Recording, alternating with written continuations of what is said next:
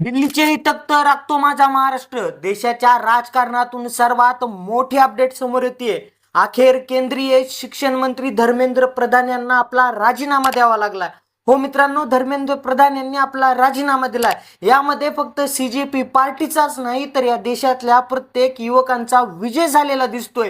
एकीकडे CJP पार्टीला support करणाऱ्या लोकांमध्ये जल्लोष दिसतोय, परंतु ज्या वेळेस या देशातली तरुणाई समोर आली, ज्या वेळेस या देशातल्या तरुणाईंनी सरकारला प्रश्न विचारले, अखेर त्या सरकारला समोर झुकायला लागलं.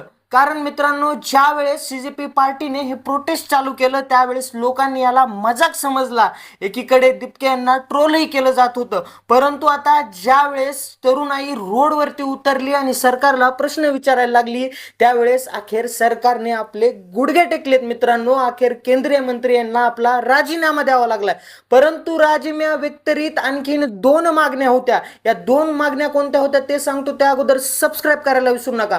मित्रांनो, ज्या पद्धतीने देशामध्ये CJP प्रोटेस्ट झाला त्यानंतर तरुणाई समोर आली. एकीकडे प्रोटेस्ट आणि पार्टी हा वेगळा मुद्दा राहिला, परंतु तिथे हा विजय झालाय तर फक्त देशाच्या तरुणाचा, देशात राबलेल्या कष्ट केलेल्या त्या प्रत्येक व्यक्तीचा, ज्याने संघर्ष केला.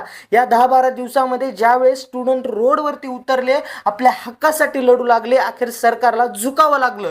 परंतु आता त्यानंतर याच्यामध्ये 2 अटी होत्या. आणखीन मूलतः या 3 गोष्टी होत्या, त्यामधली एक ऍक्सेप्ट झाली आणि आधी दुसऱ्या 2 कोणत्या होत्या त्या सांगतो. त्यातली पहिली गोष्ट मध्ये ज्या स्टुडंटवर किंवा ज्या स्टुडंटचा जीव गेलाय त्यांना त्यांच्या जीवाच्या बदल्यात सरकारकडून काहीतरी मुआवजा भेटावा, काहीतरी आर्थिक मदत भेटावी, ही मागणी. आणखीन याच्यावरती काय अंमलबजावणी झालेली नाही. त्यानंतर दुसरी बाब म्हणजे तिथे लाठीचार्ज झाला. या लाठीचार्ज मध्ये काही स्टुडंटवरती केस करण्यात आल्या, त्यांना आरोपी समजण्यात आलं.